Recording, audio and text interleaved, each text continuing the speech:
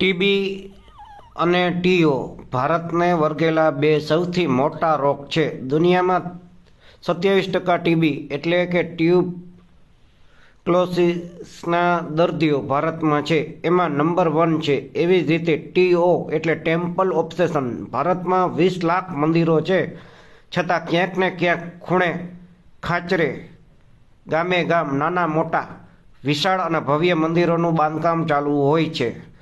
20 લાખ કરતાં વધુ મંદિરો ધરાવનારા દેશમાં પ્રથમ 150માં આવે એવી કોઈ યુનિવર્સિટી નથી, કોલેજ નથી, શૈક્ષણિક સંસ્થા નથી.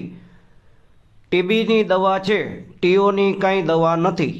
આ ઉપરોક્ત વાત પરથી કેટલા લોકોને અથવા મિત્રોને લાગે છે રામ મંદિરનું ઉદ્ઘાટન જલ્દી કરવાનું કારણ સાહેબનું ઇલેક્શન છે અથવા ચૂંટણી છે 2024નું.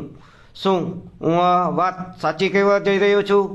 આપનો વિશ્વાસુ સત્યસેના સમાચાર અને સત્વરા સેના એજ્યુકેશન એન્ડ ચેરિટેબલ ટ્રસ્ટ અધ્યક્ષ શ્રી લેખક ગોવિંદી કણઝારિયા મિત્ર મંડળ, આપ સૌનું કલ્યાણ હો એવી અંતરથી શુદ્ધ પ્રાર્થના. જાગો, નહીતર ભીખ માગવાનો વારો આવશે. આપનો વિશ્વાસુ. નમસ્કાર.